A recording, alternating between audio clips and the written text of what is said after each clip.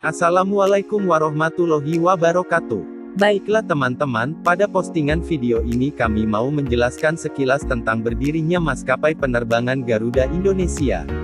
Penerbangan sipil Indonesia tercipta pertama kali atas inisiatif Angkatan Udara Republik Indonesia atau disingkat AURI dengan menyewakan pesawat yang dinamai Indonesian Airways kepada pemerintah Burma pada tanggal 26 Januari tahun 1949.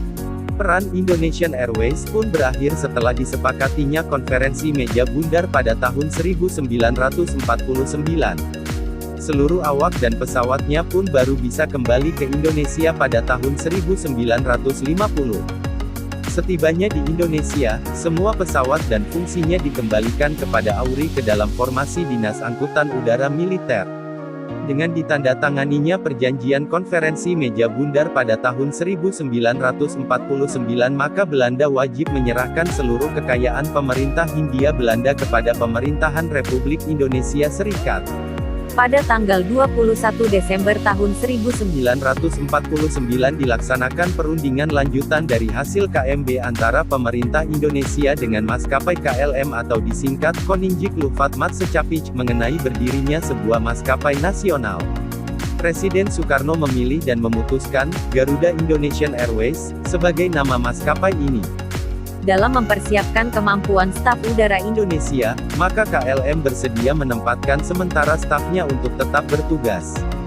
Sehari setelah pengakuan kedaulatan Republik Indonesia oleh Belanda yaitu tanggal 28 Desember tahun 1949, dua buah pesawat Dakota atau DC-3, berangkat dari Bandar Udara Kemayoran Jakarta menuju Yogyakarta untuk menjemput Soekarno dibawa kembali ke Jakarta yang sekaligus menandai perpindahan kembali ibu kota Republik Indonesia ke Jakarta.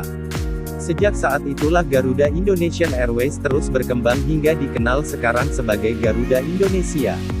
Setahun kemudian, di tahun 1950, Garuda Indonesia menjadi perusahaan negara.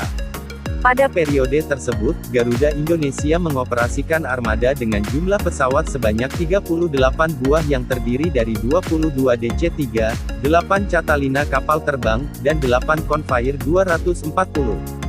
Armada Garuda Indonesia terus bertambah dan akhirnya berhasil melaksanakan penerbangan pertama kali ke Mekah membawa jemaah haji dari Indonesia pada tahun 1956. Tahun 1965 penerbangan pertama kali ke negara-negara di Eropa dilakukan dengan Amsterdam sebagai tujuan terakhir.